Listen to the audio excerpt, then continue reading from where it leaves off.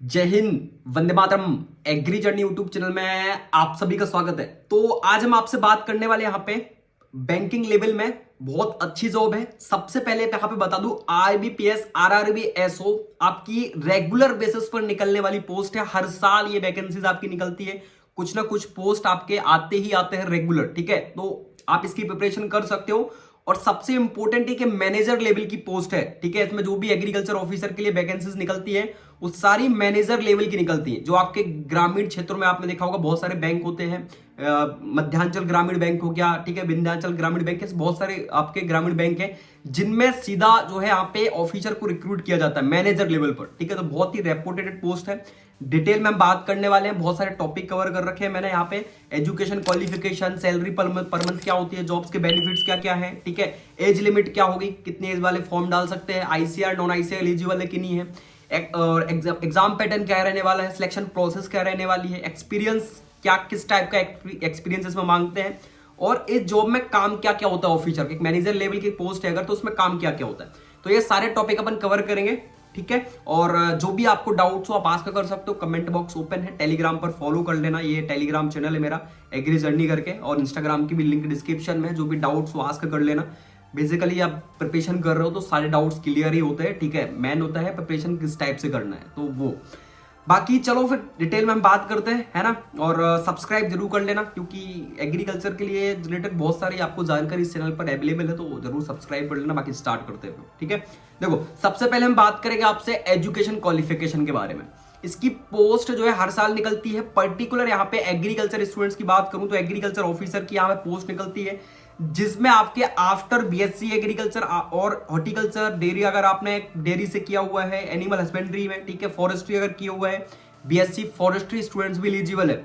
Veterinary science से किया हुआ है, बीबीएससी एंड अगर किया हुआ है, एग्रीकल्चर इंजीनियरिंग किया हुआ है, पीसी कल्चर में किया हुआ है, वो सारे स्टूडेंट इस पोस्ट के लिए आपके एलिजिबल होते हैं। लेकिन एक यहाँ पे जो है थोड़ा सा डाउट रहता है स्टूडेंट्स के दिमाग में कि 2 इयर्स का एक्सपीरियंस मांगते हैं मेरे भैया। अगर आपको 2 साल का किसी भी क्षेत्र में एक्सपीरियंस है तो वो यहाँ पे लगने वाला, किस किस क्षेत्र में उसके बारे में बात कर लेते हैं। लेकिन सबसे इंपॉर्टेंट 50% मार्क्स यहाँ पे मिनिमम है। अगर आपकी डिग्री किसी भी इंस्टीट्यूट से आपको मिली हो, आईसीआर हो, नॉन आईसीआर हो, ज्यादा कोई महत्व नहीं है।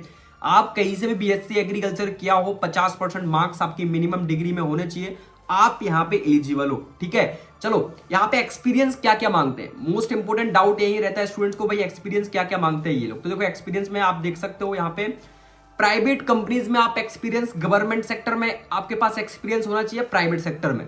प्राइवेट सेक्टर की बात करूं तो आपने सीड में काम किया हो 2 साल, या फर्टिलाइजर कंपनी में काम किया हो किसी भी सीड में, ठीक है, फर्टिलाइजर कंपनी में, इरिगेशन कंपनी में काम किया हो 2 साल, आप यहाँ पे एलिजिबल हो। बस आपके पास वो आपके पास एक डिप्लोमा टाइप का होता है, वो होना चाहिए कि हाँ मैंने इस कंपनी में एज अ 2 साल वर्क एक्सपीरियंस है मेरे पास, सैलरी भी मेरे को मिलती रही है, तो ऐसा अपने पास होना चाहिए। प्राइवेट बैंक में भी आपने काम किया वो सबसे बेस्ट है, क्योंकि बैंक की जॉब है और बैंक में अगर आपने 2 साल वर्क एक्सपीरियंस लिया तो सबसे बेस्ट।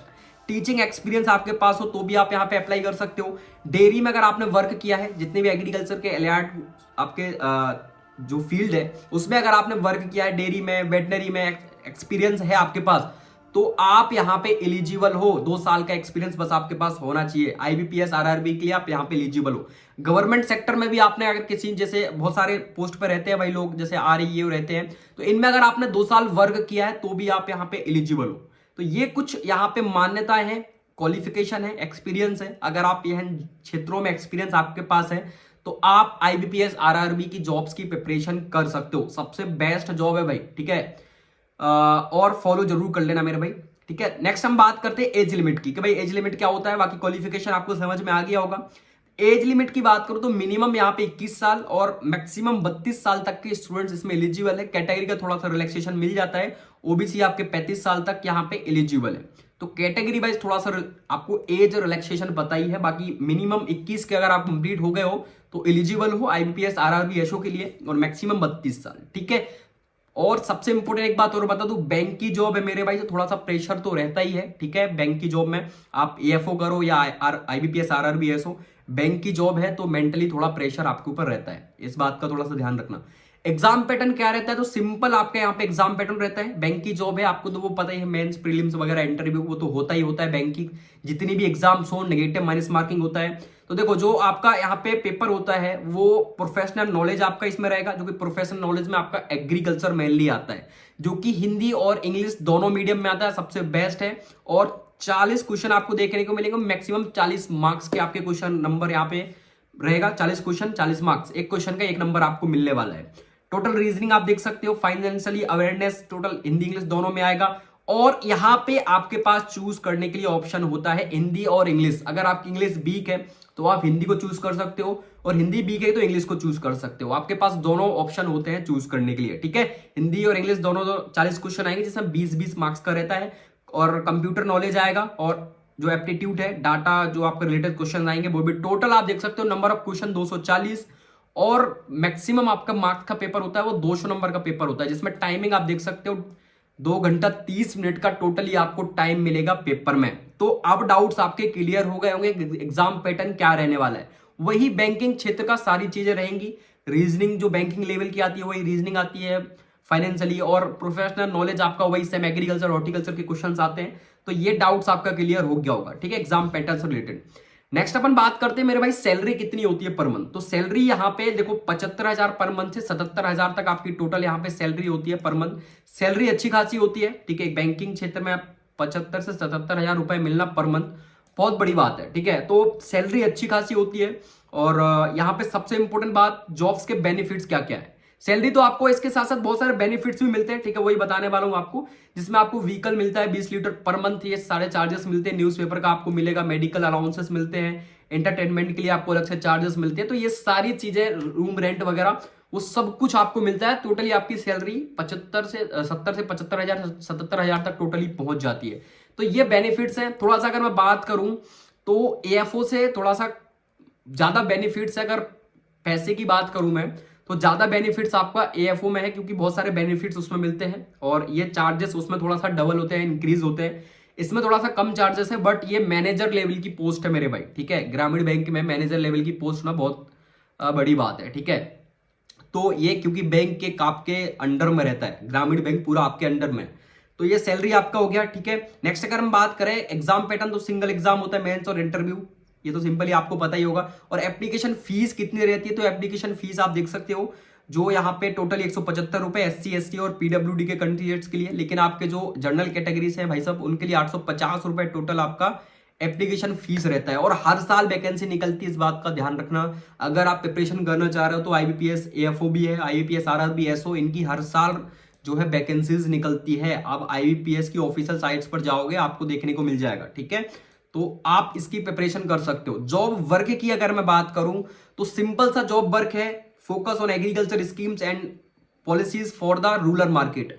जो ग्रामीण में आपकी बहुत सारी योजनाएं आती हैं, उनको देखना, मैनेज करना, पूरा बैंक का सिस्टम मैनेज करना, यही काम रहता है मैनेजर का, आपको पता ही है। और एग्रीकल्चर जो स्कीम है, आपकी योजना है, उनको किसानों तक लागू करना कि भाई साहब हमारे बैंक में ये अभी नई योजनाएं आई हैं, इनमें इतना ब्याज दर है, इतना लोन मिल रहा है, वो सारी संबंधित सारी चीजों को मैनेज करने का काम आपका बैंक का मैनेजर का होता है, ठीक है। तो focus on agriculture schemes mainly, क्योंकि आप एग्रीकल्चर के ऑफिसर हो, इसीलिए पर्टिकुलर आपको ग्रामीण में रखा गया है।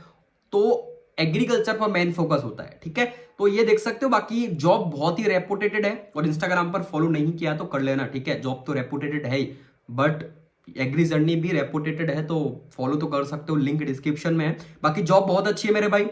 बहुत सारे स्टूडेंट्स को देखो BSc एग्रीकल्चर करते हैं तो नहीं पता होता है कि कौन सी जॉब क्या है। मेरे से यही मैसेजेस अक्सर टेलीग्राम इंस्टाग्राम पर पूछते, भैया कोई ऑफिशियल साइट बताओ, वैकेंसीज कहाँ से निकल रही हैं, हर साल निकल के आके चली जाती है, मेरे को पता ही नहीं चलता है भाई वैकेंसीज का।